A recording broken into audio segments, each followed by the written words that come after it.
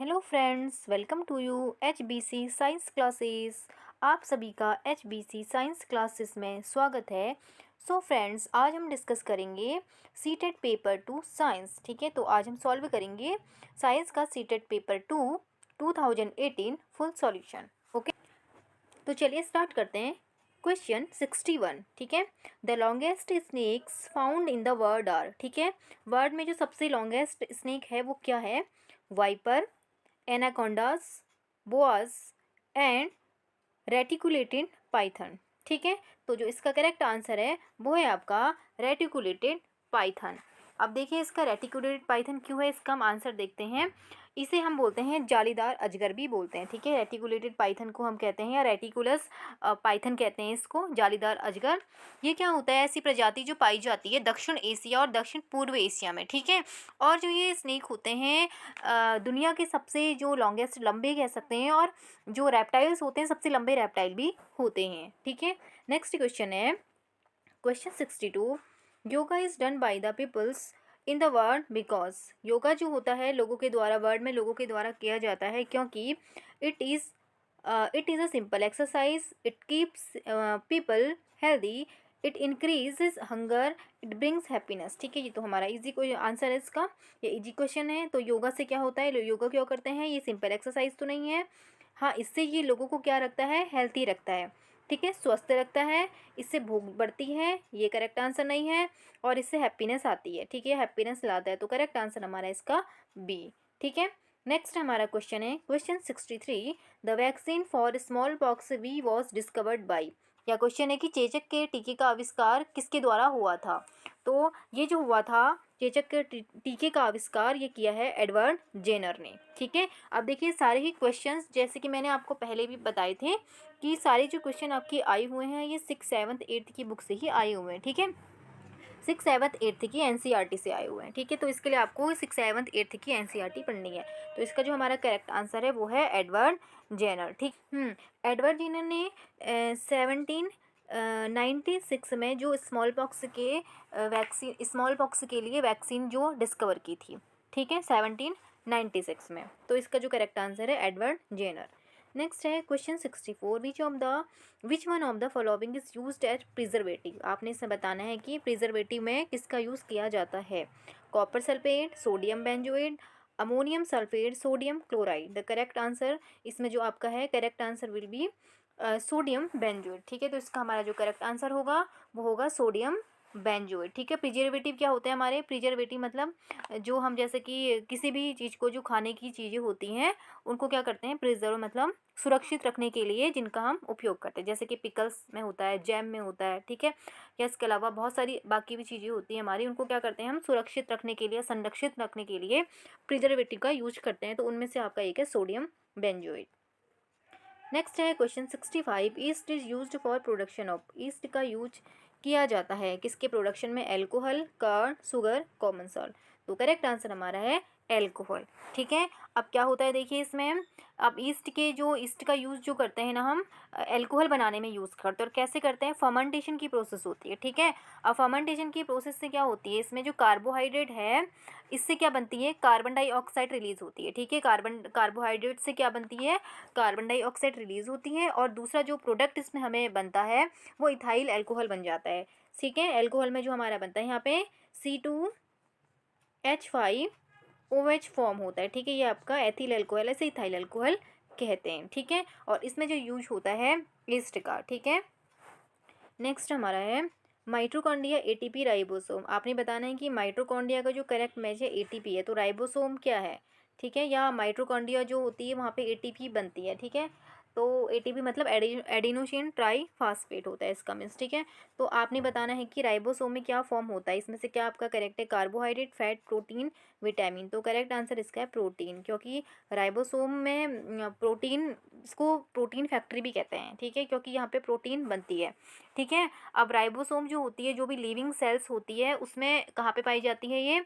इसके जो साइटोप्लाज्म होते हैं उसमें बहुत से होते हैं, ठीक है। बहुत से कण या इसके पार्टिकल्स होते हैं, छोटे छोटे जो ग्रैन्यूल से होते हैं, ये पाए जाते हैं। या सीधे हम कह सकते हैं कि राइबोसोम जो पाए जाते हैं, जो भी लिविंग सेल्स होती हैं उसकी जो साइटोप्लाज्म में पाई जाते हैं, ठीक है। इसका जो काम होता है प्रोटीन सिंथेसाइज करने का होता है, ठीक है, या प्रोटीन बनाने का काम ये करता है, इसीलिए इसको प्रोटीन फैक्ट्री भी कहते हैं सेल की। तो इसका जो आंसर है हमारा प्रोटीन है।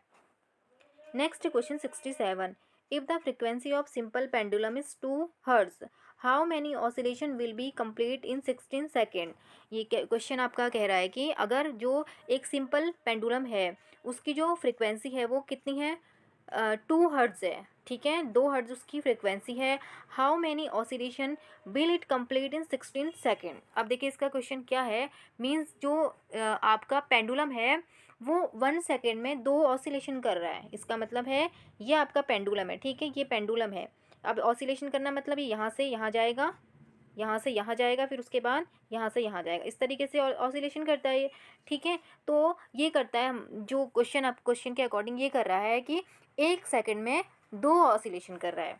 अगर ये 1 सेकेंड में कितने करता है, 2 ऑसिलेशन करता है, ठीक है। अब इसमें है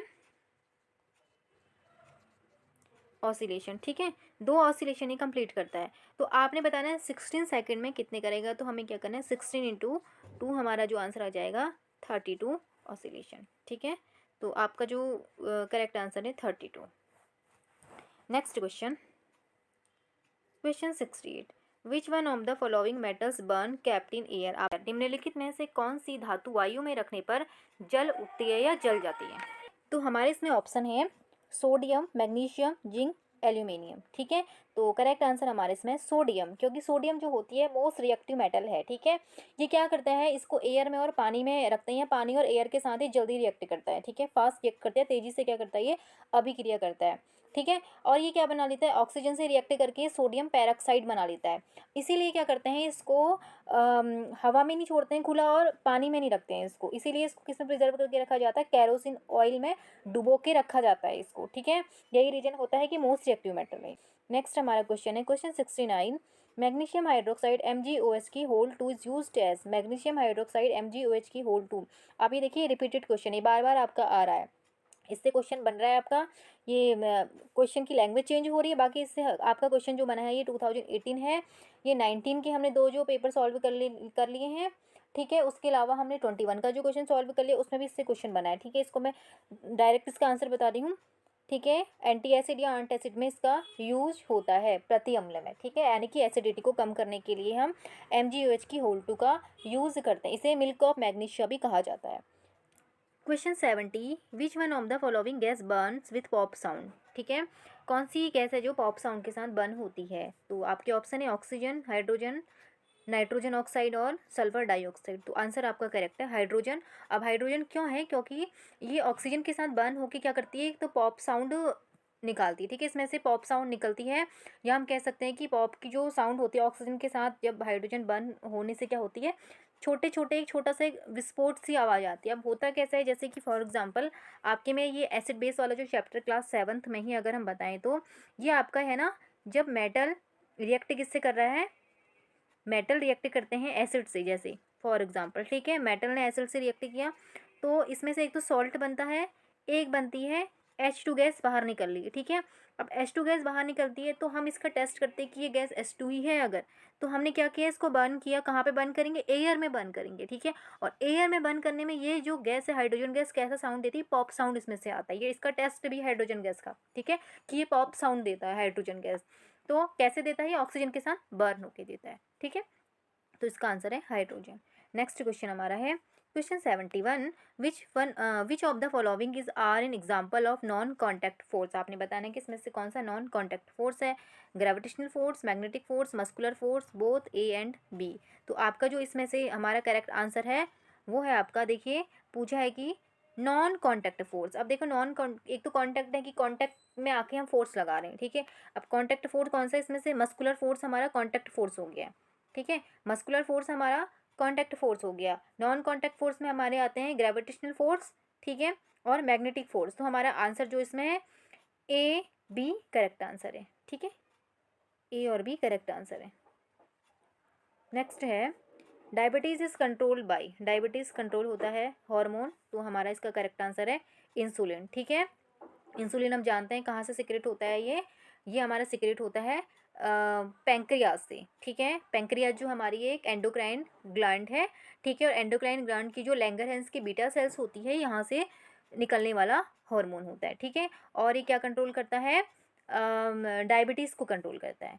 next question 73, which one of the following is not a product of petroleum, इनमें से कौन सा पेट्रोलियम का प्रोडक्ट नहीं है, kerosene, CNG, paraffin wax and bitumen. ठीक है, अब देखिए पेट्रोलियम के प्रोडक्ट, इससे पहले के जो पेपर था मैंने उसमें आपको ये चार्ट जो इसका था एनसीईआरटी बुक से मैंने लिया था, ये क्लास 8th की, तो वहाँ पे पूरा दिया हुआ है कि कौन से पेट्रोलियम के प्रोडक्ट क्या क्या हैं, कोल के प्रोडक्ट आपके क्या क्या हैं। ठीक है, सब वहाँ पे पूरी टेबल दी हुई है, तो आप उसमें से देख सकते हैं, इसमें से लर्न कर सकते हैं। अब हमें सीधे आंसर पे आ रही, जो इसका आंसर है वो है सीएनजी है। ठीक है, जो कैरोसिन है, पैराफिन वैक्स है, बिटुमेन जो होते हैं आपके पेट्रोलियम के प्रोडक्ट होते हैं, सीएनजी पेट्रोलियम का प्रोडक्ट नहीं है, तो इसका हमारा आंसर हो जाएगा बी।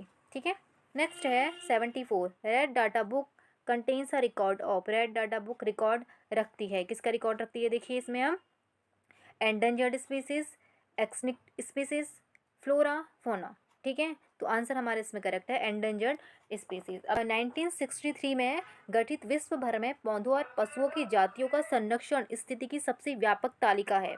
ठीक है, अंतर्राष्ट्रीय प्रकृति संरक्षण IUCN, ठीक है, international union of conservation of nature and natural resource, विश्व स्तर पर विभिन्न जातियों की संरक्षण स्थितियों पर निगरानी रखने वाली एक मतलब सबसे बड़ी एक ऑर्गेनाइजेशन है IUCN जो है। ठीक है, क्षेत्रीय लाल सूची यानी कि क्षेत्रीय जो रेड डाटा है कि एक श्रृंखला जो है विश्व के विभिन्न देशों तथा संगठनों द्वारा किसी एक राजनीतिक प्रबंधन इकाई के अंतर्गत जातियों के विलुप्त होने के जोखिम का आकलन कर तैयार की जाती है। ठीक है, तो नेक्स्ट हमारा है question 75, why are the sole of shoes treaded. ठीक है, why are the soles of shoes treaded, यानी कि जो जूते के सोल होते हैं वो कैसे बनाए जाते हैं, असमतल क्यों बनाए जाते हैं। ठीक है, जूते के सोल हैं असमतल क्यों बनाए जाते हैं, आपका है to give the shoes more protection, जूते को और मजबूती देने के लिए।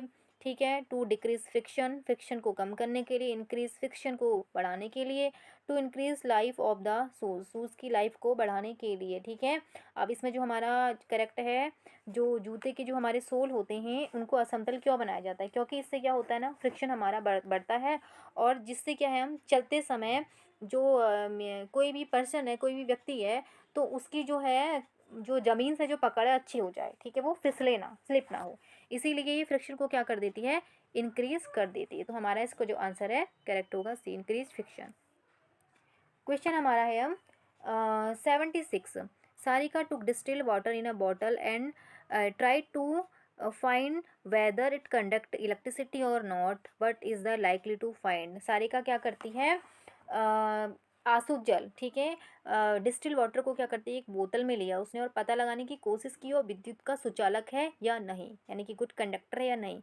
अब उसे क्या प्राप्त होने की संभावना है। ठीक है, तो उसने बॉटल में लिया और उसने देखा कि जो है गुड कंडक्टर होता है नहीं होता इलेक्ट्रिसिटी का, कंडक्ट इलेक्ट्रिसिटी और नॉट, तो क्या होगा देखिए, it is good conductor of electricity, it is an insulator, it is poor conductor of electricity, none of the above.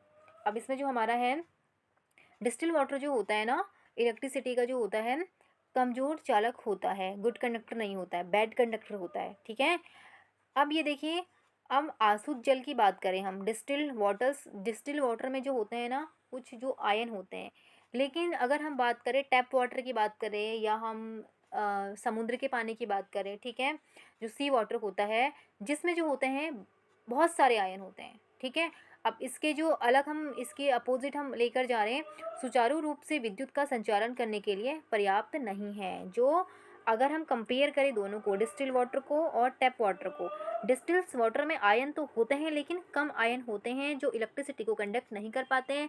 इसके कंपैरिजन में जो टैप वाटर होते हैं या समुद्र का पानी होता है उसमें सॉल्ट होते हैं, क्योंकि ठीक है सॉल्ट होते हैं उसमें आयन ज़्यादा होते हैं, आयन की वजह से ही जो इलेक्ट्रिसिटी उसमें कंडक्ट हो पाती है। तो हमारा इसका आंसर हो जाएगा it is poor conductor of electricity. ठीक है, या बैड कंडक्टर ऑफ इलेक्ट्रिसिटी या पुअर कंडक्टर ऑफ इलेक्ट्रिसिटी। तो 76 का जो हमारा आंसर है वो हो जाएगा हमारा सी। ठीक है, नेक्स्ट है question 77, which one of the following statement is not correct. इसमें से आपने बताना है कि कौन सा स्टेटमेंट करेक्ट नहीं है।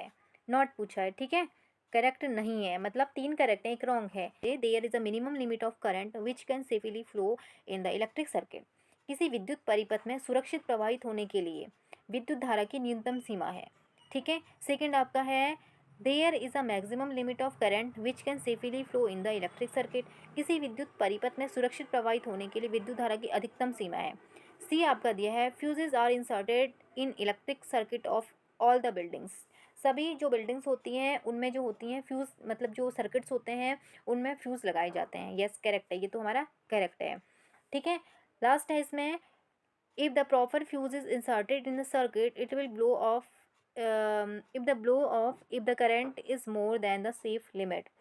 यदि परिपथ में उपयुक्त फ्यूज लगाया जाए तो सुरक्षित सीमा से अधिक विद्युत धारा होने पर उड़ जाएगा। हाँ, यदि हम क्या करेंगे, फ्यूज लगाएं, परिपथ में उपयुक्त सही एक फ्यूज लगाया जाए तो सुरक्षित सीमा से अधिक धारा होने पर यह उड़ जाएगा। हाँ, फ्यूज उड़ जाता है ना, ठीक है, फ्यूज लगाएंगे तो क्या होगा, ये उड़ जाता है। अगर लिमिट से ज़्यादा जब इलेक्ट्रिसिटी आती है तो ये उड़ जाता है, ठीक है।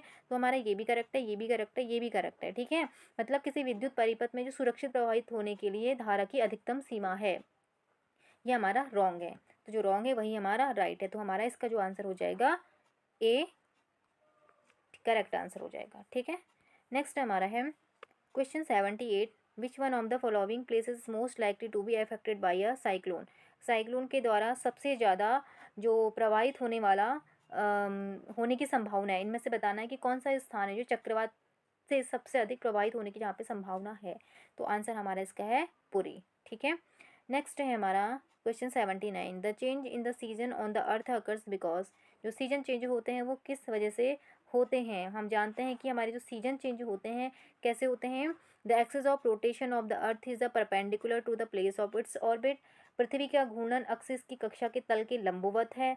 बी हमारा है the axis of rotation of the earth tilted with respect to the plane of its orbit. ये हमारा करेक्ट है। हमारा जो अर्थ का जो रोटेशन, जो axis of rotation of the earth tilted with respect to plane of its orbit, ठीक है। मीन्स है कि घूर्णन जो पृथ्वी के घूर्णन अक्ष है इसकी कक्षा के तल के सापेक्ष झुका हुआ है। नेक्स्ट है हमारा the distance between the earth and the sun is not constant. Constant नहीं है, ये हमारा करेक्ट नहीं है। The axis of the rotation of the earth is parallel to the plane of its orbit, not correct. तो हमारा correct option ये दिख रहा है साफ साफ इसमें, तो बी हमारा करेक्ट ऑप्शन है, ठीक है। क्वेश्चन 80 दो कॉलम दिए हुए हैं, इनको आपने मैच करना है। Canopy, decomposers, humus and the porcupine, ठीक है।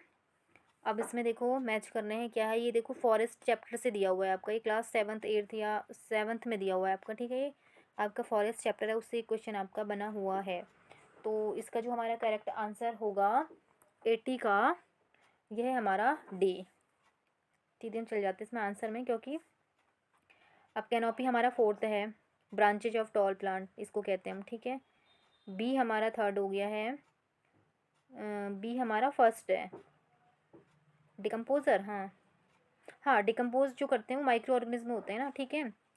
बी हमारा 3rd हो गया। ह्यूमस जो होता है dead plant animals tissue, humus बनाते हैं, ठीक है। तो सी हमारा हो गया 1st एंड डी हमारा हो गया 2nd। अब वाइल्ड एनिमल है पॉर्क्यूपाइन। ये फॉरेस्ट चैप्टर से बना हुआ है हमारा क्वेश्चन, ठीक है, इसको देख लेना। क्वेश्चन 80 नेक्स्ट हमारा है question 81 why is formative assessment important in science. Science में फॉर्मेटिव असेसमेंट क्यों इंपॉर्टेंट होते हैं। अब देखो क्वेश्चन तो वैसे बना है, देखा जाए फॉर्मेटिव असेसमेंट से बना है, बट ये साइंस के हिसाब से पूछा हुआ है, ये साइंस में डाल दिया। अब असेसमेंट तो वैसे ही होते हैं आपके। अब देखिए असेसमेंट दो इसमें है आपकी, फॉर्मेटिव असेसमेंट, एक समेटिव असेसमेंट। फॉर्मेटिव असेसमेंट जो होते हैं टाइम टर्म जैसे होते हैं आपके, ये बीच बीच में साल भर में होते रहते हैं जो, ठीक है। जैसे यूनिट टेस्ट जैसे जो होता है, यूनिट वाइज जो टेस्ट होते रहते हैं बच्चों के, ठीक है। अब एक होते समेटिव, समेटिव में आपके आते हैं जैसे कि साल भर में जो आपके हो गए, जैसे हाफ ईयरली एग्जाम हो गया, एनुअल एग्जाम हो गया आपका, ठीक है। अब जो टर्म वाइज एग्जाम हो रहे हैं बीच बीच में, या यूनिट टेस्ट हो रहे हैं बीच बीच में, अब उससे क्या पता चलेगा क्यों इंपॉर्टेंट होते हैं साइंस में। इट इज़ डायग्नोस्टिक, ये क्या होते हैं, निदानात्मक होते हैं।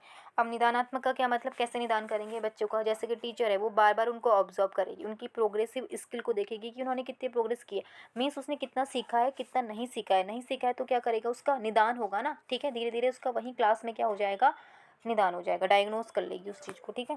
अब ठीक है, तो इसका जो हमारा आंसर है it is a diagnostic. Next question में चलते हैं। Question 82 why are science fair organized in school. School में साइंस जो फेयर है वो क्यों ऑर्गेनाइज किए जाते हैं, मीन्स साइंस मेले, विज्ञान के जो मेले होते हैं उनका आयोजन क्यों किया जाता है स्कूल में।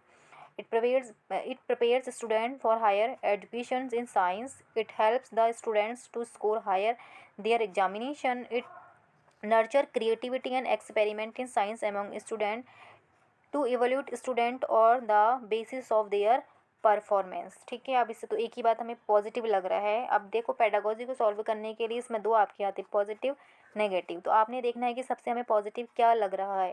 ठीक है, वैसे भी एनसीएफ को देखे तो वही कि बच्चों को क्रिएटिव बनाना है, एक्सपेरिमेंट मतलब उसको क्या हैंड्स ऑफ एक्टिविटी करानी है, उसको हमें क्या करना है, बच्चे को उसके इन्वायरमेंट से जोड़ के रखना है। ठीक है, तो ये सारी चीज़ें साइंस के लिए भी हैं। तो नर्चर क्रिएटिविटी, अब उसे क्या करना है, बच्चों को प्रयोग कर मतलब उनमें क्या विकास करना है बच्चों में कि विज्ञान में सृजन क्रिएटिविटी का विकास करना है, प्रयोग करने की क्षमता का उसमें विकास करना है। ठीक है, क्रिएटिविटी लानी है बच्चे में, एक्सपेरिमेंट करने की जो है योग्यता या उसमें विकास करना है। ठीक है, तो हमारा इसका करेक्ट आंसर हो जाएगा to nurture creativity and experimentation in science among student. ठीक है, बाकी तो स्कोर के लिए हमें फोकस नहीं करना है कि नंबर लाने हैं तुमने तब पढ़ाई करो, और हायर एजुकेशन साइंस की लेनी है तुमने उसके लिए तैयार नहीं करना है, बाकी हमारा इनकरेक्ट है। Next 83, as a teacher which one of the followings do you find most appropriate for scientific approach to teaching. ठीक है, अप्रोच टू टीचिंग, तो आपने इसमें से बताना है कि एक शिक्षक के नाते आप इनमें से किसे आप शिक्षण में वैज्ञानिक विधा के लिए सबसे उपयुक्त समझते हैं। Clarify the students about the concept in the class. ठीक है, शिक्षार्थियों को कक्षा में अवधारणाओं को स्पष्ट कराना। So the use of technology of teaching concept, अवधारणाओं के शिक्षण हेतु तकनीकी का प्रयोग दिखाना। ठीक है, give project to the student, student को क्या करना, परियोजना या प्रोजेक्ट देना। ठीक है, ask the student to perform activity related to the concept, अवधारणाओं से संबंधित गतिविधियों को शिक्षार्थियों को कराना। ठीक है, तो हमारा इसमें करेक्ट आंसर है डी। ठीक है, ask the student to perform activity है, इसमें भी देखो एक्टिविटी, परफॉर्म एक्टिविटी, एक्टिविटी करने को कहना है, मतलब लर्निंग बाय डूइंग, खुद करके सीखना है, या हैंड्स ऑफ एक्टिविटी कहो। ठीक है, ये जब वो करेगा तब वो सीखेगा, रिलेटेड टू उस कॉन्सेप्ट से रिलेटेड, तो ये पॉजिटिव है, ये हमें करवाना है। नेक्स्ट हमारा है 84, अकॉर्डिंग टू एनसीएफ। अब एनसीएफ का क्वेश्चन देखो, एक क्वेश्चन हर साल आपका बन रहा है साइंस में। Good science education is true to life, what does the this means, इसका क्या मतलब होता है कि साइंस कहती है कि गुड साइंस जो एजुकेशन होती है लाइफ के लिए सही होती है। ठीक है, सत्य होती है, जीवन के प्रति सत्य होती है, इसका क्या अर्थ है, इसका क्या मीनिंग है। ठीक है, science should prepare to child the world of work, विज्ञान जो है बालक को कार्य की दुनिया में प्रवेश हेतु तैयार करे। Science should be able to engage the child meaningfully. ठीक है, विज्ञान बालक को अर्थपूर्ण ढंग से व्यस्त करने में सक्षम हो। ठीक है, व्यस्त तो करेगा नहीं कि इंगेज करेगा। ठीक है, science should enables the child in the learning of process of acquiring scientific knowledge, बालक को वैज्ञानिक ज्ञान अर्जित करने की प्रक्रियाओं को सीखने लायक बनाए। Science should help in living easy life, विज्ञान आसान जीवन व्यतीत करने में सहायक हो। अब ये तो नहीं है साइंस अब पढ़ना है कि लाइफ को आसान करने के लिए उसमें ही क्या हो, सहायक हो, इसके लिए तो नहीं है, अप्रोप्रिएट है, ये भी आपका नहीं है। देखो इसमें जो पॉजिटिव हमें लग रहा है वो है ये, science should prepare the child to the word of work, means है कि जो बच्चा है, बच्चे को क्या करना है, विज्ञान क्या बनाता है, विज्ञान जो है बालक को कार्य की दुनिया में प्रवेश करने हेतु तैयार करता है। ठीक है, वर्ड ऑफ वर्क। नेक्स्ट हमारा है question 85, which one of the following is not a quality of scientific attitude. अब इसमें से नॉट पूछा है, ये ध्यान देना है, साइंटिफिक एटीट्यूड नहीं है। ओपन माइंडनेस यानी कि खुला मस्तिष्क। सेकंड है क्यूरोसिटी टू लर्न मोर, अधिक सीखने की उत्सुकता। Objectivity is in approach to problems, समस्याओं के प्रति व्यवहार में वस्तुनिष्ठता। हार्ड वर्क, तो ये हमारा करेक्ट हार्ड वर्क। ठीक है, कि इसमें से क्या है कि विच one of the following is not a quality of scientific attitude की क्वालिटी नहीं है कि हार्ड वर्क इसकी क्वालिटी नहीं है, माइंड ओपन होना चाहिए। ठीक है, खुला मस्तिष्क रखेंगे तो हमारे में क्या होगी, डाइवर्स थिंकिंग। अधिक सीखने, क्यूरियोसिटी टू लर्न मोर, ज़्यादा सीखना है। Objectivity in approach to problems, समस्याओं के प्रति व्यवहार में वस्तुनिष्ठता। ठीक है, प्रॉब्लम सॉल्व करना मीन्स। ठीक है, तो हमारा हार्डवर्क जरूरी नहीं है, तो 85 का हमारा डी है। 86 है Hari want to teach the circular motion to class 6 student. ठीक है, हरी क्या करता है, क्लास 6 के स्टूडेंट को सर्कुलर मोशन पढ़ाता है। ठीक है, या पढ़ाना चाहता है। विच one of the following will be the best method, कौन से मेथड का वो यूज़ करेगा सर्कुलर मोशन। अभी मैंने बताया था बच्चों को क्या करानी साइंस में, एक्टिविटी बेस्ड, यानी कि जो हम पढ़ा रहे हैं, अभी इससे क्वेश्चन भी बना है, जो हम पढ़ा रहे हैं उससे बच्चों को क्या कराएं, एक्टिविटी कराएं, या खुद करने को दिया हम पढ़ा रहे हैं तो उनको हम एक्टिविटी से कराएं, डेमोस्ट्रेट करके दिखाएं, ठीक है। तो क्या कराएंगे, सीधे एक्टिविटी बेस्ड टीचिंग बच्चों को करानी। तो आंसर हमारा हो जाएगा इसका बी। नेक्स्ट है question 87, which one of the following is an important aim of learning science. Science में जो है इंपॉर्टेंट एम बताना है लर्निंग का। To get knowledge of science, ठीक है, साइंस का ज्ञान लेना, हमें अर्जित करना। To collect the information of science content, science के लिए हमें साइंस की हमें जानकारी एकत्रित करना। To imbibe the value of the honesty, integrity and the cooperation among learners, जो हमारे लर्नर्स होते हैं, लर्नर्स में ईमानदारी, अखंडता, सहयोग का मूल्य की प्राप्ति करना। To help the fellow colleagues in the gettings knowledge of the science, अपने सहपाठियों को विज्ञान का ज्ञान अर्जित करने में सहायता करना। अब वो तो नहीं है कि उनको ज्ञान लें उसकी हेल्प करना, हाँ तुम लो उसमें हेल्प करो, ये नहीं है। नॉलेज साइंस की लेना करेक्ट नहीं है, ठीक है। इंपॉर्टेंट एम है, एम पूछा है, क्या एम होना चाहिए साइंस लर्निंग के लिए। और नेक्स्ट है हमारा to collect the information of science content, science के जो कंटेंट है उसमें इंफॉर्मेशन जानकारी एकत्र करना, ये भी करेक्ट नहीं है, इसका एम है। जो मेन हमारा एम है कि अध्ययनकर्ताओं में, लर्नर्स में क्या आने चाहिए, ईमानदारी, अखंडता और सहयोग के मूल्यों की प्राप्ति, ठीक है। ये साइंस का मेन एम ये है हमारे पढ़ाने का। नेक्स्ट है question 88, the continuous and the comprehensive evolution in science main, विज्ञान में मूल्यांकन में सतत और समग्र मूल्यांकन का अर्थ है, ठीक है। अभी मैंने आपको बताया था ये, ठीक है, समेटिव असेसमेंट जब वहाँ पे समझा रही थी, तो ये तो होगा नहीं हमारा। Summative assessment and formative assessment का मतलब तो ये नहीं कि कंटिन्यूस एंड कॉम्प्रिहेंसिव, ठीक है। More frequent test and examination नहीं है। Routine activity and exercise to assess learning, क्या करानी बच्चों को, रूटीन एक्सरसाइज करानी, अधिगम के आकलन हेतु सामान्य गतिविधि और अभ्यास कराते रहें। रूटीन एक्टिविटी करानी, एक्सरसाइज टू एसेस लर्निंग को बढ़ाने के लिए, ठीक है, एसेस करने के लिए या आकलन करने के लिए, ठीक है। नेक्स्ट हमारा है कि evolutions of all aspect of science, science में क्या करना है कि सभी पहलुओं का मूल्यांकन करना, ये भी हमारा नहीं है। कंटिन्यूस और कॉम्प्रिहेंसिव जो एवोल्यूशन है उसमें हमारा आता है रूटीन एक्टिविटीज़, डेली की जो हम एक्टिविटी कराते हैं बच्चों को और एक्सरसाइज कराते हैं, ठीक है। डेली की जो अभ्यास, मतलब एक्सरसाइज का मतलब कि अभ्यास प्रैक्टिस कराना बच्चों को, ठीक है, वो सारी जो एक्टिविटीज़ आती हैं, routine activity and exercise to assess learning, जो लर्निंग में एसेस सहायक हो। तो इसका आंसर हो जाएगा हमारा सी। नेक्स्ट हमारा question 89, which one of the following is not a step of problem solving approach. Problem solving approach के लिए मैं जो स्टेप फॉलो हम नहीं करते हैं वो आपने बताना है। विजुअलाइजिंग द सिचुएशन, सिचुएशन को क्या करना, विजुअलाइज करना या उसके लिए कल्पना करना, इमेजिनेशन कर लेना, जो हमारे पास प्रॉब्लम है विजुअलाइज करना, ठीक है। सॉल्व करने का प्रयास करना, कोशिश करना उसको सॉल्व करने की, ड्राइंग कंक्लूजन, उसके बाद निष्कर्ष निकालना, ऑब्जर्वेशन करना। अब इसमें नहीं पूछा है तो नहीं के हिसाब से हम देखेंगे, प्रॉब्लम्स है, सिचुएशन हमें दी है, हमारे पास कोई प्रॉब्लम है तो उसको हम विजुलाइज तो करेंगे, इमेजिन करेंगे कि हाँ ये समस्या ऐसी ऐसी है तो हमें इसे सॉल्व करना है, तो हम उसको विजुलाइज करेंगे, ठीक है। सॉल्व करने की कोशिश हम करेंगे उस प्रॉब्लम को, ठीक है, और हम सॉल्व करेंगे तो उसका हम कंक्लूजन निकालेंगे, हाँ हमारे पास एक प्रॉब्लम आई है तो हमने क्या किया, उसको सॉल्व कर लिया, ठीक है। जैसे कि पज़ल है, हमें सॉल्व करनी होती है, ठीक है, पज़ल है हम सॉल्व कर रहे हैं, अब उसके बाद हम सोचेंगे कि हाँ ये इस तरीके से होगी, इस तरीके से होगी, हम उसको विजुलाइज करेंगे। विजुलाइज करने के बाद हम ट्राई करेंगे कि हाँ ये हमने ऐसे ऐसे की, उसके बाद हमने सॉल्व कर ली तो हम हमारा उसके लिए कुछ कंक्लूजन निष्कर्ष निकलेगा, ठीक है। तो ऑब्जर्वेशन तो इसमें होगा नहीं कि हम उसको ऑब्जर्व करेंगे, ठीक है। तो हमारा जो इसका करेक्ट आंसर है D. Question 90, which one of the following is a step of analogy strategy in science. इनमें से आपने बताना है कि अनुरूपता विधि का एक चरण है। तो इसमें है map similarities, presentation of abstraction, interlinking concepts application, ठीक है। तो इसमें से आपने बताना है कि step of analogy strategy in science, तो मैप सिमिलरिटीज, समानताओं का चित्रण आपका करेक्ट स्टेप है, ठीक है। One of the following step of analogy, इनमें से कौन सा स्टेप है, हाँ ये तीनों स्टेप नहीं है, ये इसका मैप सिमिलरिटी, समानताओं का चित्रण, ठीक है, इसकी ये विधि है। तो हमारा ये पेपर हो गया है कंप्लीट 2018 का, ठीक है। तो मिलते हैं हम नेक्स्ट वीडियो में। अगर आपको ये वीडियो पसंद आया तो please do like share and subscribe my channel. Thanks for watching.